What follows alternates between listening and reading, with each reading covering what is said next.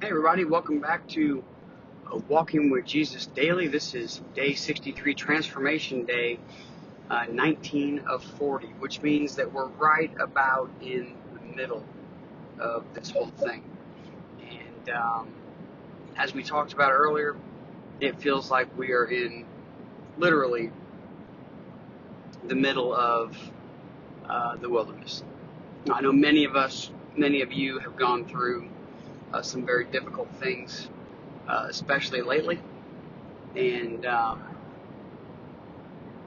part of me wants to say I'm sorry for that, and the other part of me wants to say, in all honesty, I'm glad that you're struggling. There's no other point. There's no point in doing this if we're not struggling.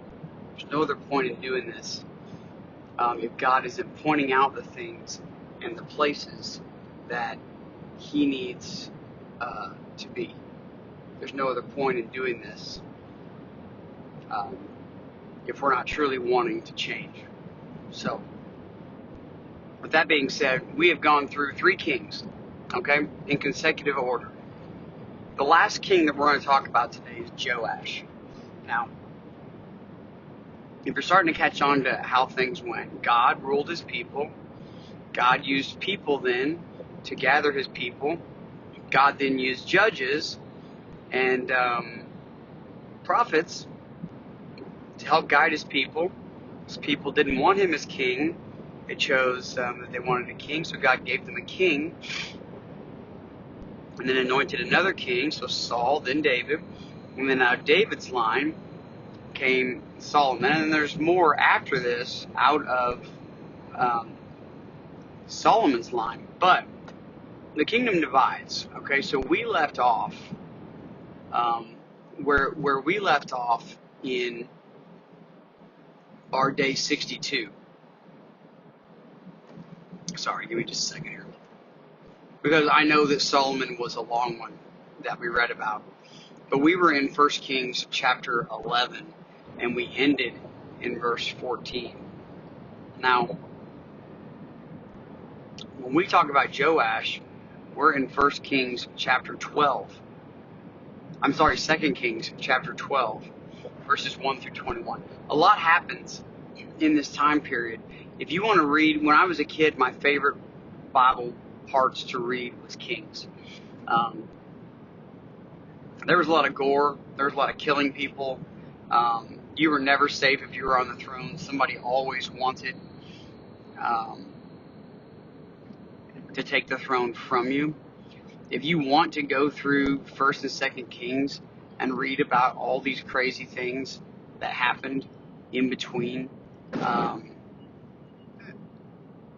Solomon's reign and getting to Joash, like if we just go to 2nd Kings, right, and we're in chapter 12, if we just go to 2nd Kings and chapter 10, we read about this terrible thing that happens. We have Ahab, who has 70 sons in Samaria. It says, Jehu wrote letters and sent them to Samaria, to the rulers of the cities, to the elders, and to the guardians of the sons of Ahab, saying, Now then, as soon as this letter comes to you, seeing your master's sons are with you, and there are with you chariots and horses, fortified cities also, and weapons, select the best and fittest of your master's sons, and set him on his father's throne, and fight for your master's house.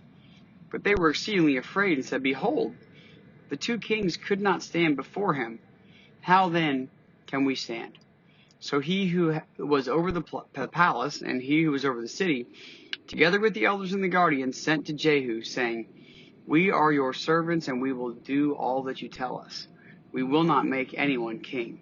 Do whatever is good in your eyes. And this is kind of how they ran things. I know you're like, what is he talking about right now? I'm just giving you some insight here as to what was going on. This is just one of the stories, okay? Then he wrote to them a second letter saying, If you're on my side and if you're ready to obey me, take the heads of your master's sons and come to me at Jezreel tomorrow at this time. Now the king's sons, 70 persons, were with the great men of the city, who were bringing them up. And as soon as the letter came to them, they took the king's sons and slaughtered them, 70 persons, and put their heads in baskets and sent them to him in Jezreel. When the messenger came and told him, "They have brought the heads of the king's sons," he said, "Lay them in 2 heaps at the entrance of the gate until the morning." We're literally talking about 70 human heads cut off of human bodies of the king's sons. Remember now, Israel has now split up. We read about that in Solomon, how that was going to be split up, right? And then take the 70 heads, 35 on one side, 35 on the other, put a heap of dead heads. Put a heap of heads at the gate. Then in the morning, when he went out, he stood and said to all the people, "You are innocent. It was I who conspired against my master and killed him. But who struck down all these? Know then that there shall fall to the earth nothing of the word of the Lord which the Lord spoke concerning the house of Ahab. For the Lord has done what he said by his servant Elijah." So Jehu struck down all who remained of the house of Ahab in Jezreel, all his great men and his close friends and his priests, until he left him none remaining. Then he set out and went to Samaria. Okay, there's way more to this story. Okay, now you got Jehu striking down the prophets of Baal, and this is starting in verse 18. Listen to this. Then Jehu assembled all the people and said to them, "Ahab served Baal a little, but Jehu will serve him much. Now therefore call to me all the prophets of Baal, all his worshippers and all his priests. Let none be missing, for I have a great sacrifice to offer Baal." Now Baal is a pagan god, more than likely some kind of demon. Okay? People don't worship things they don't get something from. There is evil worship that is powerful, that is supernaturally powerful. Do not be fooled.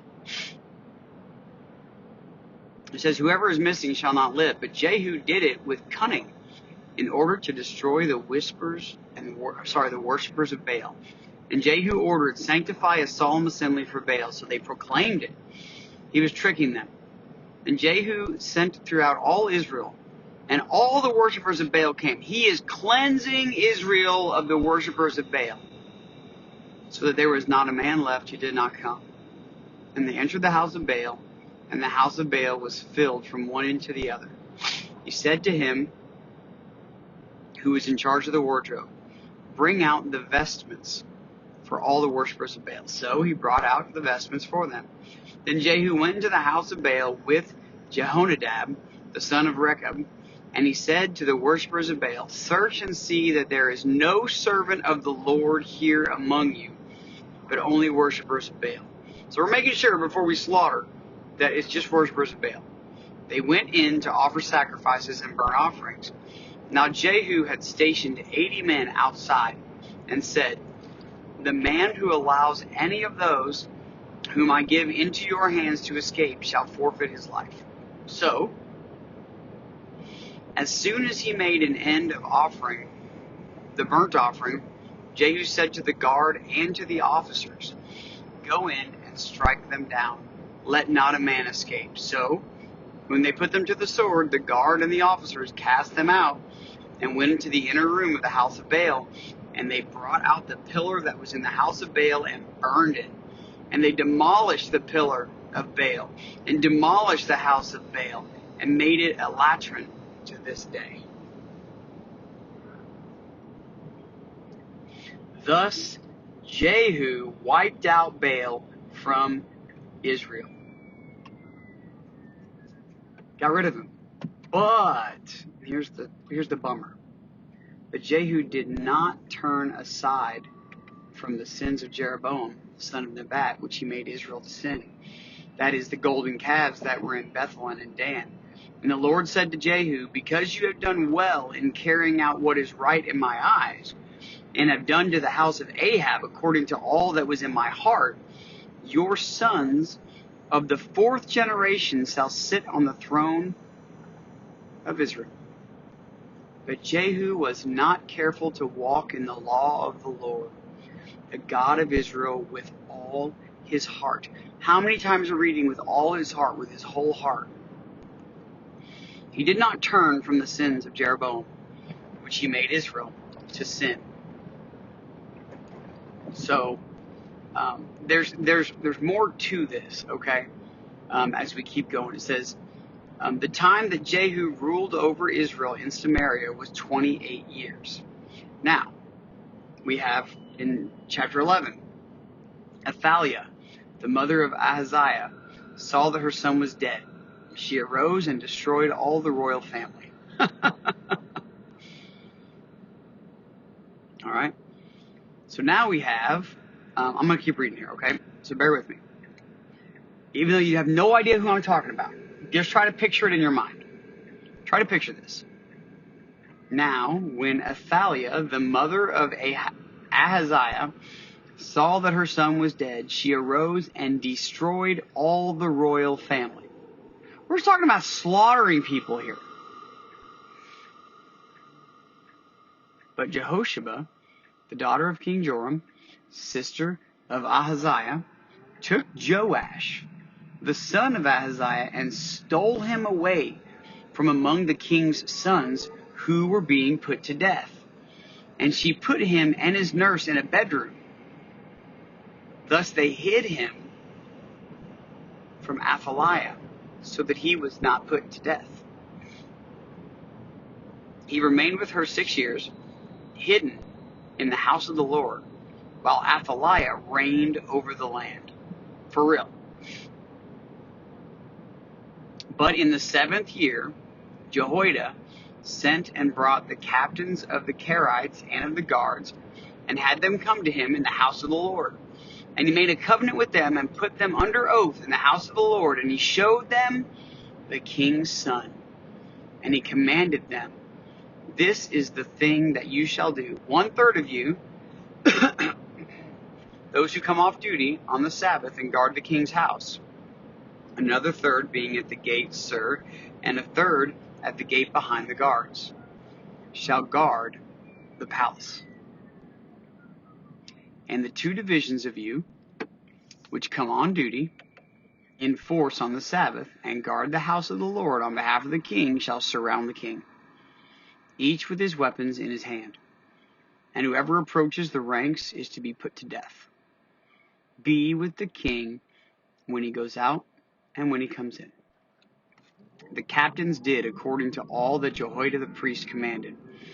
And they each brought his men who were to go off duty on the Sabbath, and those who were to come on duty on the Sabbath, and came to Jehoiada the priest. And the priest gave to the captains the spears and the shields that had been King David's, which were in the house of the Lord.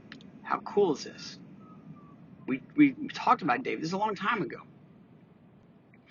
And the guards stood, every man with his weapons in his hand, from the south side of the house to the north side of the house, around the altar and the house on behalf of the king.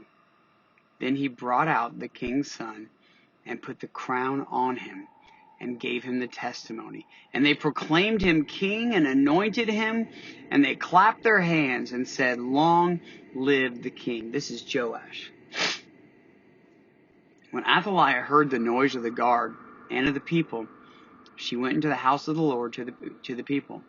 And when she looked, there was the king standing by the pillar, according to the custom. And the captains and the trumpeters, beside the king, and all the people of the land rejoicing and blowing trumpets. And Athaliah tore her clothes and cried, treason, treason. Then Jehoiada, the priest, commanded the captains who were set over the army, bring her out between the ranks, and put to death with the sword anyone who follows her. For the priest said, let her not be put to death in the house of the Lord. So they laid hands on her, and she went through the horses' entrance to the king's house, and there she was put to death. Just took 7 years. Maybe time for Joash to grow up. I don't know.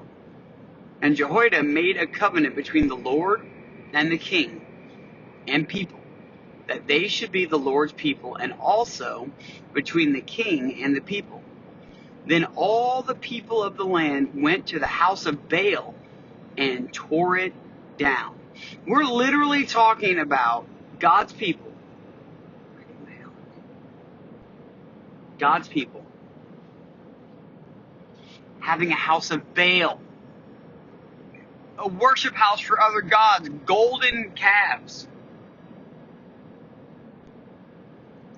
They went and they tore the house of Baal down. His altars, this evil being, his images, they broke in pieces, and they killed Mattan, the priest of Baal, before the altars. And the priest posted watchmen over the house of the Lord. And he took the captains, the Karites, the guards, and all the people of the land, and they brought the king down from the house of the Lord, marching through the gate of the guards to the king's house. And he took his seat on the throne of the kings. So all the people of the land rejoiced, and the city was quiet after Athaliah had been put to death with the sword at the king's house. Now listen to this. Jehoash, which is the same as Joash, I looked that up, was 7 years old when he began to reign.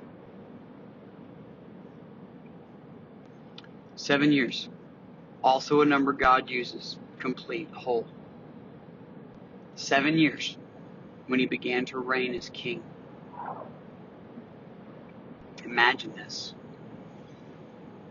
It says, in the 7th year of Jehu, remember we just talked about Jehu in chapter 10, Joash began to reign. And he reigned 40 years in Jerusalem. Now what does Joash have in common with these other leaders? Saul, David, Solomon, all reigned 40 years. A complete generation. An important number. Joash now has 7 and 40 surrounding him. He was saved. It said his mother's name was Zebiah of Beersheba. And Jehoash did what was right in the eyes of the Lord all his days. Now listen. Because Jehoiada the priest instructed him. Let's be clear. A 7-year-old does not know how to rule a country. Guys, the people that you put around you, the people that you allow your children to be around, I don't care if they're family or if they're friends or if they're important, if they are not leading you to Jesus and you're not leading them to Jesus, they will turn your heart away from the Lord. And don't tell me that I'm around them as often as I am, and all of that time is about me leading them to Jesus, because we both know that that's a lie. We both know that. That's okay. Let's be honest. Protect your children at all costs.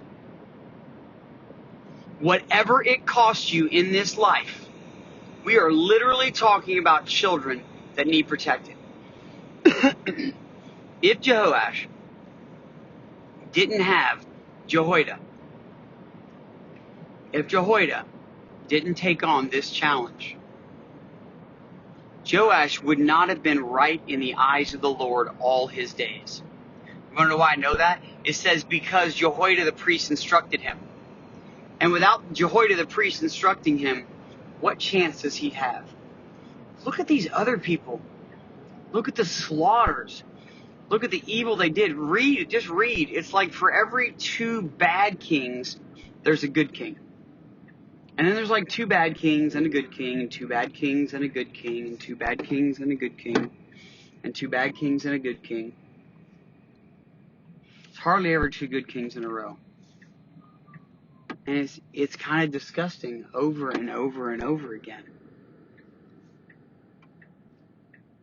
Where was the guidance? Where were the people leading and instructing our children to go to God? A couple things. If you have the opportunity to instruct a child, you lead them to Jesus constantly. If you're struggling because the people around you are garbage, walk away. It is okay. Stop caring about what other people think. Stop caring about feelings. Start caring about who you are to God. Start caring about the people around you and your children. Start caring about the things that truly matter in this life. It says, nevertheless, the high places were not taken away.